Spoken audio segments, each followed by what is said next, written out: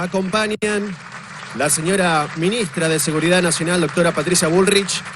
Se encuentra presente además el señor secretario de Comunicación y Medios, el licenciado Monel Adorni, y el señor diputado nacional, José Luis Espert.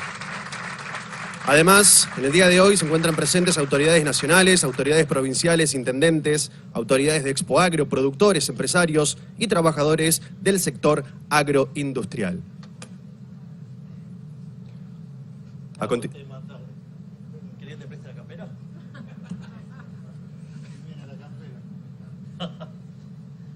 A continuación, escucharemos las palabras del señor presidente de la Nación, doctor Javier Milei.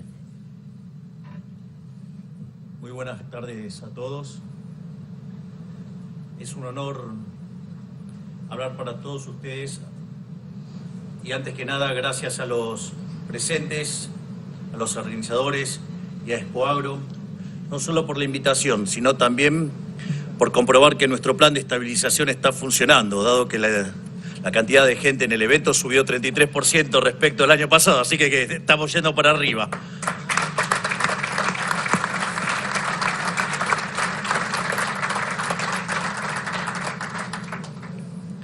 También quiero agradecer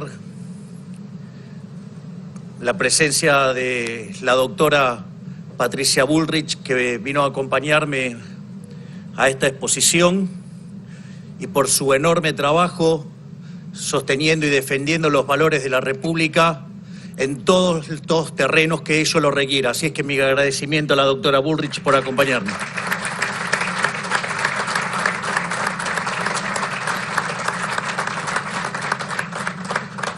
También quiero dar las gracias al queridísimo profe Espert, que es el presidente de la Comisión de Presupuesto de la Cámara de Diputados, que me acompañó el año pasado también y que también está haciendo una tarea titánica, ciclopia, ahí dentro del Congreso.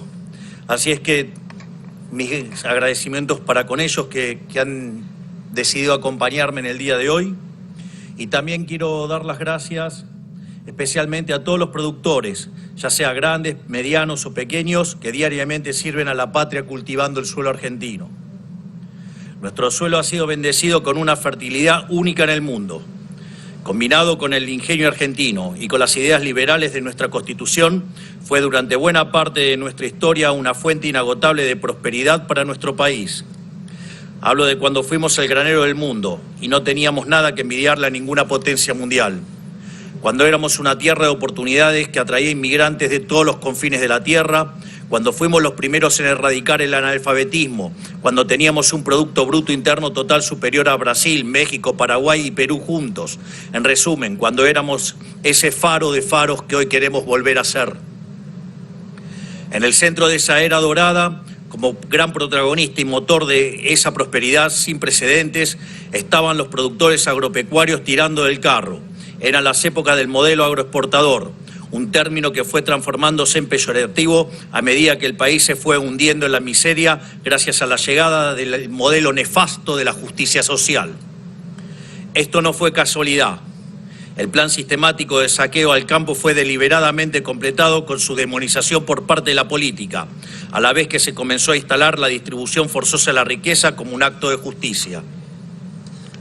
Y como resultado de la implementación de este modelo, la Argentina comenzó un largo descenso hacia la miseria y servidumbre, aquel periodo que nosotros llamamos el siglo de la humillación argentina. En palabras sencillas, cuando le fue bien al campo, le fue bien al país. Cuando el campo le fue mal, a Argentina también le fue mal. Y le fue mucho peor cuando la casta política comenzó a ver al campo como una mina de oro infinita, mediante la cual financiar su plan radical de expansión del Estado. Es decir, esto ocurrió cuando se comenzó a creer que el campo ganaba demasiado dinero que supuestamente debía usarse para fines mejores, como financiar industrias, energía, implementar subsidios encubiertos en forma de empleo público y pagar por cualquier otro proyecto delirante del político de turno. Básicamente, se utilizó la prosperidad de un sector prolífico como el agropecuario para financiar sectores deficitarios y poco competitivos, en nombre de un empecinamiento absurdo con tener una industria nacional para sustituir importaciones costara lo que costara, amparándose en el discurso de la industria infante que tenía que desarrollarse y haciendo caso omiso a la demanda del mercado.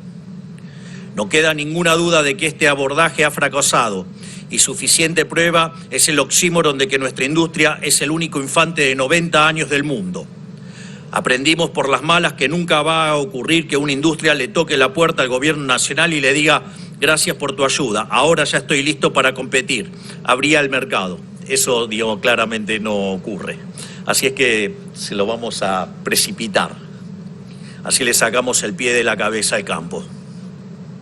Pero aunque durante un siglo la política decidió negar la ley de la gravedad, es hora de reconocer que la única verdad es la realidad, como dijo aquel famoso político de nuestra historia. Es falso que el desarrollo industrial deba darse pisoteando al campo. Eso solo fue uno de los tantos argumentos de la casta para ahogarlos a impuestos y regulaciones, porque no hay ninguna contradicción entre campo e industria. Expoagro es una prueba cabal de que la industrialización y la innovación tecnológica son una consecuencia natural del desarrollo exitoso de la actividad primaria. Tan solo una cosechadora involucra cientos de sectores económicos diferentes, desde la metalurgia hasta el desarrollo del software, y lo mismo aplica para todo el desarrollo tecnológico del sector. Si repasamos la historia, el mayor periodo de expansión industrial de la historia argentina fue durante el modelo agroexportador, y no como quisieron instalar los políticos de antaño con el modelo fracasado de la sustitución de importaciones. Así como también es mentira que el campo no genera valor agregado, dado que la labor del sector está en añadirle valor al suelo para eficientizar y multiplicar la producción de alimentos. Gracias a la siembra directa y a la innovación genética, en la cual Argentina siempre fue una orgullosa protagonista, es que hoy podemos producir alimentos para 500 millones de seres humanos, un verdadero milagro, y podrían ser cientos de millones más si le sacamos el peso del Estado encima. Otra de las grandes mentiras difundidas por la casta es que el agro no genera puestos de trabajo cuando, según datos del último año, la participación del sector agroindustrial en el empleo formal es de aproximadamente el 25%, incluyendo el procesamiento de sus materias primas, el comercio y los servicios derivados. Pero aún a pesar del peso asfixiante del Estado, que hasta intentó llevar adelante la nefasta resolución 125 para saquearlo como nunca antes, el sector sigue siendo competitivo en todo el mundo. Imaginemos entonces cuánto más se podría lograr con un Estado que no estorbe. Nuestro gobierno es el primero en mucho tiempo, o quizás en la historia argentina, que rechaza la idea del Estado como un mecanismo de apropiación compulsiva de la riqueza ajena. De hecho, estamos en las antípodas de este pensamiento. Venimos a limitar el poder arbitrario del gobierno y a liberar al sector privado. Y por supuesto venimos a sacarle el peso del Estado de las espaldas de los productores. Es porque sabemos que un Estado chico equivale a una sociedad grande, porque sabemos que la prosperidad va indefectiblemente de la mano de la libertad, y en este caso de la libertad del sector agropecuario. Y porque entendemos que los empresarios son benefactores sociales y que su búsqueda de ganancia redunda en un beneficio para el conjunto de la sociedad. Y fue con ese mismo norte que encaramos todos los pasos dados durante nuestro primer año de gobierno, que pasaré a enumerar algunos de ellos. Digo, porque es interesante, ¿no? Porque, ¿qué tal, Nicolás? ¿Cómo estás? Porque el año pasado hablábamos si eran promesas. Ahora estamos hablando de hechos concretos que hemos logrado. Entonces, me parece interesante hacer estos racontos de una manera más contundente. Y, por ejemplo, el primer objetivo siempre estuvo claro y fue ordenar la macroeconomía para que todos los argentinos pudieran empezar a gozar de un mejor pasar económico. Así vimos una reducción notable de la inflación como de la brecha cambiaria, que se ubicaba en torno al 200%, castigando la rentabilidad de todos ustedes, obligándolos a acceder a insumos a un dólar altísimo y obligándolos a vender su producción a un dólar bajísimo. Hoy la misma brecha se encuentra rondando el 15% con un régimen especial para exportaciones, mediante el cual hasta un 20% de lo exportado puede liquidarse al valor libre. Yo recuerdo durante la campaña y cuando hablaba con los representantes del sector, claramente había dos problemáticas muy marcadas, y uno era la brecha y el otro eran las retenciones. Y que si lo poníamos en términos cuantitativos era mucho más significativo el tema de la brecha, ya que la brecha rondaba en torno al 200%. Es una relación 3-1. Esto no quiere decir que no considere que las retenciones sean una aberración. Lo que digo es que en términos de magnitud el problema era mucho más importante, y una de las cosas que yo me comprometí fue a ordenar la macro y a pulverizar la brecha. De hecho, nosotros asumimos con una inflación que viajaba al ritmo del 17.000% anual, es decir, 54% mensual, que era la inflación mayorista. Y hoy, digamos, la inflación mayorista en la última parte del año 2024, de hecho, viajaba por debajo del 2%, y en términos de dólares estábamos en deflación los últimos meses. Es más, cuando hicimos el plan de estabilización con un recorte del gasto público de 15 puntos del PBI, 5 en el Tesoro y 10 en el Banco Central, que decían que era imposible de hacer y que nosotros lo hicimos, que resolvimos el problema del Tesoro en un mes, que resolvimos el problema del Banco Central en 6 meses, digamos, como fruto de esa estabilización nos dijeron que se iba a destruir el nivel de actividad, que se iban a multiplicar los pobres de manera imposible, y sin embargo nada de eso ocurrió. Nosotros decíamos que íbamos a recuperarnos en una V corta, y efectivamente la recuperación fue en V corta, y cuando uno toma el PBI desestacionalizado en la versión mensual, terminamos 5% arriba del año 2023, y a eso la pobreza, después del sinceramiento inicial que llegó a trepar en la frecuencia mensual medida por la Universidad Torcuato Di Tella, que metodológicamente es igual a lo que hace La Plata, lo que hace la UCA y lo que hacemos nosotros en Capital Humano y en el INDEC, nada más que son distintas formas de frecuencias, si se toman en mensuales, digamos, trimestrales o, digamos, los semestrales. Digamos, ese número del 57% pasó al 33%, el último dato de frecuencia mensual. Es decir, que la pobreza cayó en 24 puntos porcentuales, y lo cual, digamos, parece en números, es impresionante, pero es más impresionante cuando pensamos que fruto de esta estabilización con orden logramos sacar de la pobreza a más de 10 millones de argentinos. Y eso sí que también es un logro enorme que creo que vale la pena destacar.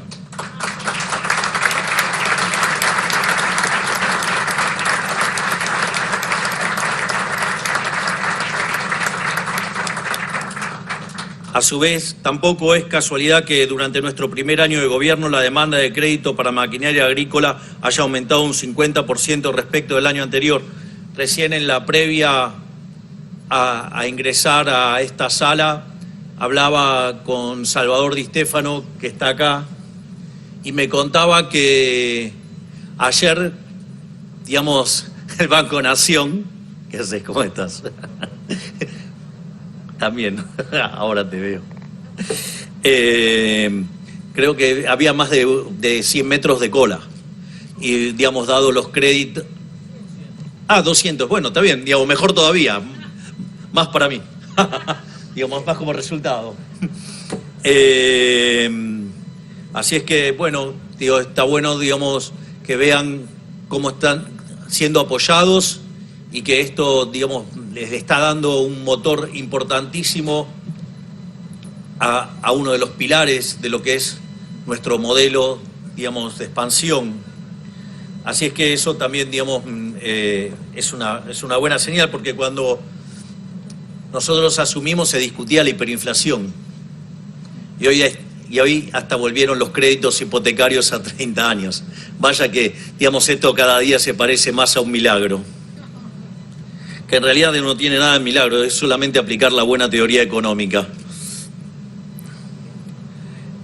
Tampoco es por casualidad que las exportaciones agroindustriales hayan crecido un 56% en volumen y un 26% en facturación, o que el mes pasado hayamos visto un boom de exportaciones por más de 7 millones de toneladas de granos y derivados. Ni es por casualidad que la superficie sembrada en la campaña 24-25 haya crecido casi un 20%, superando altamente cualquier récord anterior, sino que es por un compromiso férreo de nuestra parte por correr al estado de los negocios para que deje de entorpecer a quienes producen. En tan solo un año derogamos y simplificamos más de 350 normas burocráticas que atentaban contra la generación de valor. Derogamos normas en SENASA y en el INASE. Eliminamos declaraciones juradas inútiles, exterminamos para siempre prohibiciones y cupos en la exportación de granos y carnes, eliminamos fideicomisos y precios máximos para los alimentos, redujimos aranceles a la importación de fertilizantes, herbicidas y sistemas de riego. También comenzamos a poner en práctica la libre competencia de monedas que prometimos, ofreciendo los primeros créditos en litros de leche para tamberos y ahora en kilos de capón para los productores porcinos. Esto es muy interesante. Una de las cosas que nosotros habíamos propuesto a lo largo de la campaña era ir a un sistema de competencia de monedas. Obviamente, como todo se deforma en la campaña, lo llamaban dolarización. Y en realidad una de las cosas que yo explicaba es que el sistema de competencia de monedas funciona como un sistema de canastas de moneda, donde a diferencia de las canastas de monedas administradas por un banco central, que las determina a dedo el Banco Central, en este caso se determina endógenamente por las decisiones de los individuos. Y eso también expliqué que la moneda en realidad no tenía por qué ser el dólar o el euro, podía ser cualquier moneda, pero que había otros casos que la moneda podía ser, por ejemplo, para un petrolero podía ser el WTI, para alguien que estaba en el sector del gas, el BTU, y claramente, por ejemplo, para el campo podría ser la soja o cualquiera, de los productos, de modo tal, esto es muy importante porque se elimina el riesgo de descalce de moneda. Y al eliminarse el riesgo de descalce de monedas, ustedes van a un negocio que tiene menos riesgo, por ende tiene menor tasa de descuento y eso le permite amplificar el valor. Y esa amplificación de valor se ve, constatada cuando ustedes amplían la base de capital. Con lo cual no solo producen más, sino que además se genera empleo y además la economía crece. Por lo tanto, esto de también eliminar este tipo de riesgos hace que básicamente haya mayor prosperidad. Y así podría quedarme hasta el domingo enumerando las cosas que hicimos y pensamos seguir haciendo para mejorar la competitividad del sector. Esto que digo de podría estar claramente hasta el domingo no es una metáfora. Una de las cosas que nos empezó a pasar cuando revisábamos las redes es que íbamos publicando cosas que íbamos haciendo y en ese contexto nos encontrábamos con que la gente, mucha satisfacción por parte de la gente y diciendo, esto es mucho más de lo que voté. Entonces, una de las cosas que se le ocurrió al brillante vocero que tengo, que es Manuel Adorni, que gracias por acompañarnos también acá, qué lindo, hoy me vine rodeado de toda gente que irrita zurdosa por doquier. Así que, se van a decir, este es un provocador. Me encanta. Al margen de eso, entonces, nosotros claramente habíamos hecho un programa de gobierno, una propuesta, que decían que básicamente era imposible de hacer. O sea, cada una de las cosas que nosotros decíamos que queríamos hacer, decían que era imposible. Y no solo eso, sino que no eran pocas medidas, eran muchas y muy exigentes, con lo cual, era en la doble dimensión, era muy complicado. Y ahí una de las cosas que nosotros vemos es que lo que hizo Manuel fue medir qué grado de avance teníamos. Entonces, si en el 25% de lo que lleva el periodo de gobierno, ¿no?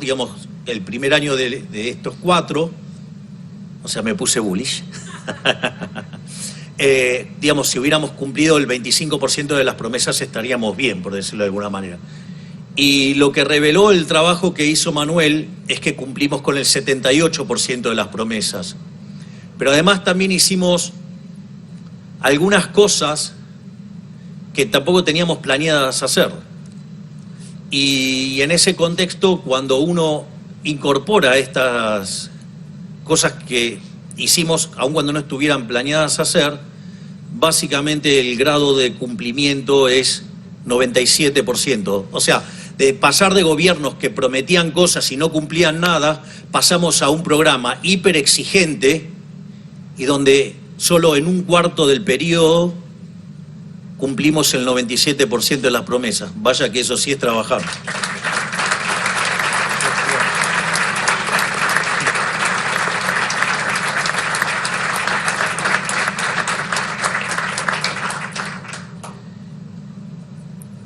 Y voy a hacer algunos comentarios genéricos de los términos de la campaña, porque creo que son importantes.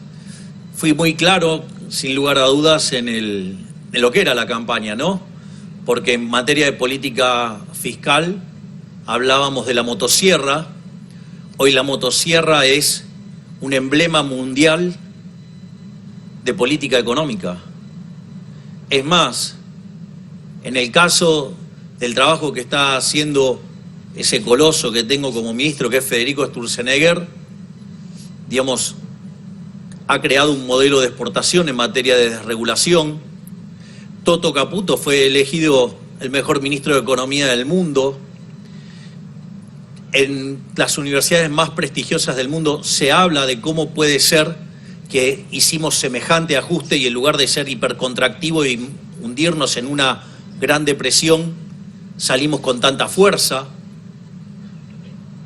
Al mismo tiempo, en el plano monetario, digamos, se identificó con la dolarización y entonces la gente iba con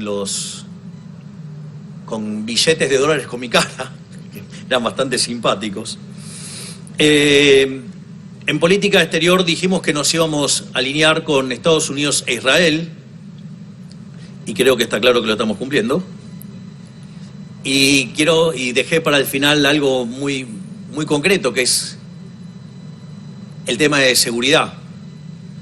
Porque no casualmente mi eslogan coincidía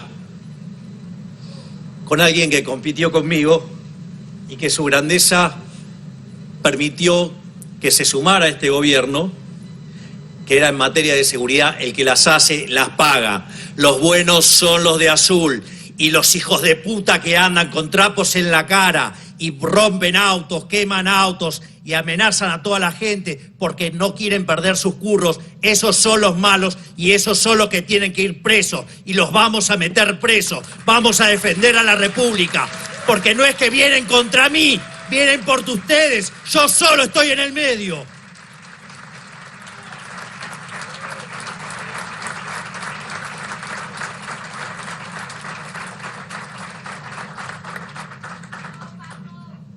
Así que imaginen que si acelero en las curvas, ahora voy a acelerar mucho más. Volviendo al discurso. Todo esto lo hacemos porque es nuestro deber aplicar nuevamente las ideas que hace 100 años hicieron de la Argentina el país más rico del mundo. Para eso necesitamos entender entre todos que debemos volver a pensar a la Argentina en generaciones, con la intención de que nuestros actos del presente tengan repercusión positiva en las generaciones del futuro. Estar dispuestos a volver a sembrar árboles de los que quizás no disfrutemos la sombra. El campo tiene esta mentalidad, pero la casta política no. Y la imposición del modelo de la casta arruinó a más de 5 generaciones con sus intervenciones ridículas. Esto también es muy interesante porque Argentina claramente podría convertirse en una de las 5 potencias mundiales en un lapso de 40 años, si mantuviéramos las ideas. Y a veces hay gente que dice, no, bueno, pero eso es mucho tiempo. Miren, lo más interesante es que 2/3 de esa mejora ocurre en 1/3 del tiempo. Es decir, que en un lapso que puede ir entre 10 y 15 años, podemos ver cosas maravillosas. Lo que hay que hacer es poner la voluntad y tener la voluntad de volver a abrazar las ideas de la libertad e ir para adelante. claramente, abrazar las ideas de la libertad le termina con el curro a un montón de delincuentes, que son los que después organizan marchas. Es decir, recuerden que cada vez que ustedes vean a alguien pataleando es porque le terminamos cortando un curro. Es decir, lo que han visto estos días es la política cuando dicen dónde cayó el ajuste. Vean los que patalean y van a ver dónde cayó el ajuste. Cayó sobre los que han arruinado la Argentina. Y no vamos a parar, porque nosotros gobernamos para los argentinos de bien, para los que quieren vivir del fruto de su trabajo, no para los delincuentes.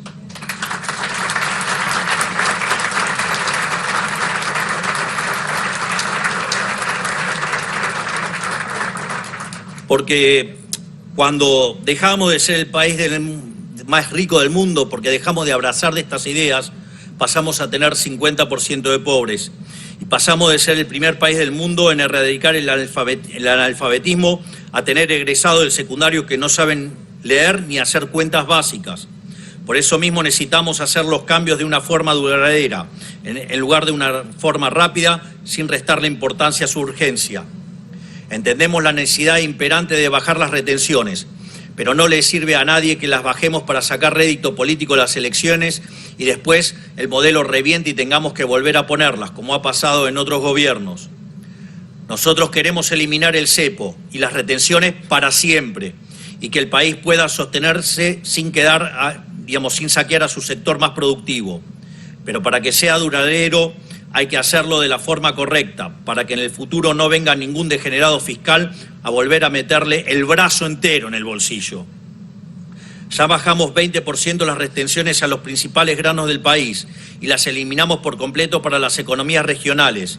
Y a medida que se siga consolidando el sendero virtuoso del superávit fiscal y la baja del gasto, las continuaremos bajando hasta que lleguen a cero y se queden ahí de una vez y para siempre.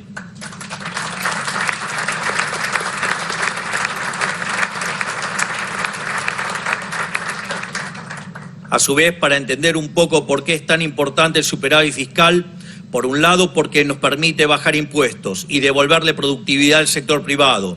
Por otro lado, porque nos permite hacer frente a situaciones inesperadas y tragedias impredecibles como el temporal en Bahía Blanca hace unos pocos días. Gracias al superávit fiscal pudimos enviar 200.000 millones de pesos a la ciudad para ayudarlos a ponerse de pie nuevamente. De no haber existido el superávit, hubiéramos tenido que recurrir a imprimir dinero licuándole el salario a todos los argentinos con inflación y aumentando la pobreza en el proceso. Esto es muy interesante porque mientras que algunos aprovechan las desgracias para carancheo político, berreta, digamos, propio de los políticos que nos han empobrecido a lo largo de la historia, de los 8 ministerios que tenemos, 6 estuvieron trabajando de modo activo en ayudar a Bahía Blanca. Desde el primer día, la doctora Bullrich, a cargo de las fuerzas de seguridad, el doctor Petri, a cargo de defensa, desde el primer día estuvieron trabajando en esos momentos de mayor emergencia, donde la situación era más complicada, donde todo era que parecía un caos. Ellos fueron a poner orden. Y no solo eso, sino que además llegaron las ayudas del Ministerio de Capital Humano y además el Ministerio de Salud, básicamente hasta colaboró armando un hospital, como un hospital de campaña. Y no solo eso, sino que además el ministro Caputo con el secretario de Hacienda, Guberman, trabajaron intensamente para encontrar cómo podíamos hacernos de fondos para poder darle asistencia a Bahía Blanca. Y así es que logramos poder reasignar partidas y conseguir recursos por 200.000 millones de pesos. Es decir, así que mientras que muchos hablan, cacarean y siguen gastando en boludeces como, sobornar medios de comunicación con pauta oficial, adornar periodistas, gastar en penes de madera y en la ESI y en todas esas cosas, nosotros ponemos los recursos donde la gente la necesita para resolver los problemas concretos de la gente. Al mismo tiempo, digamos, falta que mencione un ministerio más, que es la Cancillería, donde a la luz de los apoyos que hemos conseguido del exterior, también estamos trabajando en ver cómo podemos aportar más ayuda. O sea, una vez que se superó la situación de crisis y la situación más urgente y donde había que iniciar el camino de la reconstrucción, ese fue el momento en el que yo podía ir, porque si lo hubiera hecho antes, hubiera estado estorbando. Hubieran puesto una foto muy linda, pero le hubiéramos hecho perder un montón de tiempo a cada uno de los grupos asignados a resolver esos problemas en un momento, digo, porque esto es así, digo, créanme que es así. Si yo voy el primer día, cada uno de los grupos se ponen a explicarme lo que tienen que hacer. Por lo tanto, digamos, esa tarea puede demandar por lo menos 5 horas y ahí cada minuto cuenta para salvar vidas humanas. Por lo tanto, digamos,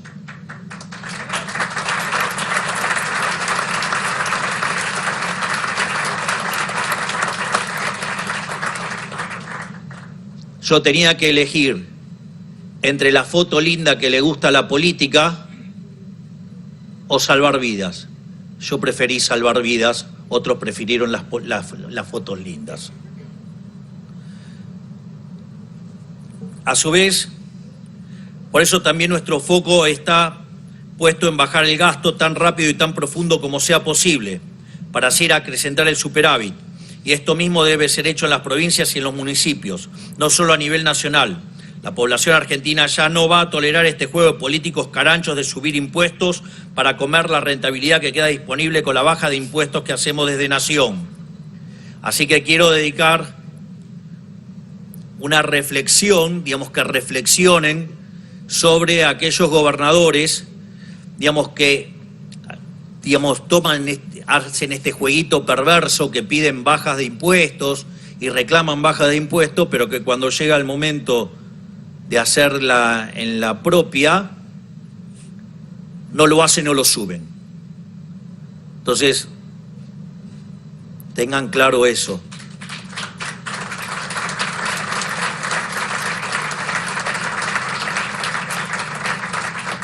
Es decir, nosotros dijimos que íbamos a bajar impuestos y bajamos más de 3 impuestos. Entre ellos el impuesto inflacionario, que con el señoriaje le robaba a los argentinos 15 puntos del PBI.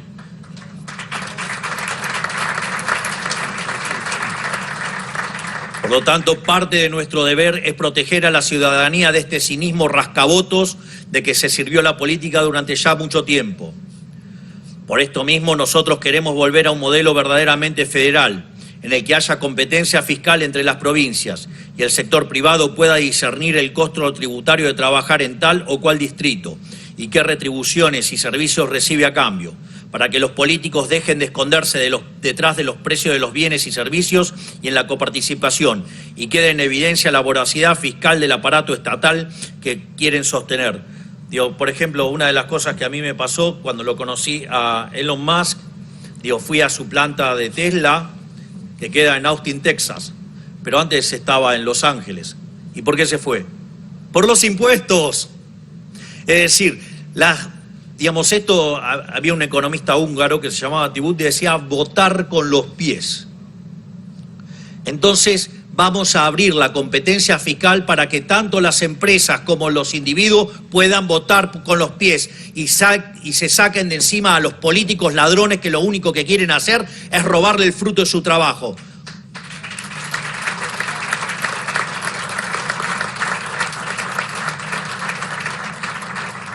Por esto mismo, nosotros queremos volver a un modelo verdaderamente federal, en el que haya competencia fiscal entre las provincias y el sector privado pueda discernir el costo tributario de trabajar en tal o cual distrito y qué retribuciones y servicios recibe a cambio, para que los políticos dejen de esconderse.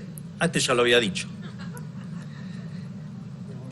Lo repito porque es bueno repetirlo, digamos. Gracias, Esper. Digamos, profe condescendiente. No, me tenés que bajar un punto ahí, Esper. Digamos, yo a un alumno se lo hubiera bajado. Bueno, gracias, entonces lo repito. Es decir, que como había dicho, para que los políticos dejen de esconderse en los precios de los bienes y servicios y en la coparticipación, y que quede en evidencia la voracidad fiscal del aparato estatal que quieren sostener. El lugar de llegada para este y para todas nuestras reformas es conceptualmente simple. Queremos ser un país en el que la vida sea más fácil para el que hace las cosas bien y sea mucho más difícil para aquel que hace las cosas mal. Una sociedad en la que hacer lo correcto sea sencillo y actuar incorrectamente sea costoso, muy costoso, y el que las hace las paga.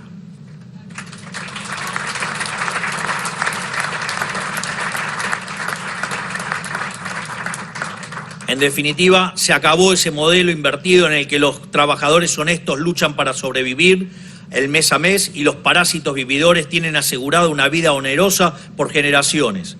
Ese modelo en el que las víctimas son tratadas como victimarios y los victimarios tratados como víctimas. Ese modelo que se cansaba de revistar el pasado porque no podía prometer ningún futuro. En nuestro primer año dejamos en claro que nuestro gobierno va a marcar un punto de inflexión para nuestra gran nación, porque por primera vez en décadas volvimos a mirar hacia adelante pensando en cómo crecer, en lugar de cómo distribuir una ganancia cada vez más pequeña. Dejamos atrás la mentalidad de la escasez para volver a ver el mundo bajo los ojos de la abundancia. Y Argentina es el país más abundante del mundo. Tenemos la tierra más fértil del planeta y el mejor capital humano. Así aprendimos a sacarle agua hasta las piedras. Ahora nos queda sacarnos el peso de la mochila, de la casta de nuestras espaldas para volver a ser la gran nación que ya supimos ser.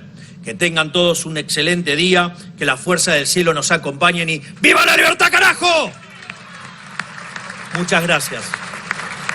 De esta manera despedimos al señor presidente de la Nación, doctor Javier Milei, y despedimos también a la señora ministra de Seguridad Nacional, doctora Patricia Bullrich, el señor diputado nacional José Luis Espert y también al señor secretario de Comunicación y Medios, el licenciado Manuel Adorni. Les pedimos a los presentes que se dirijan al predio de la Expo Agro para continuar con las actividades programadas. Muchas gracias.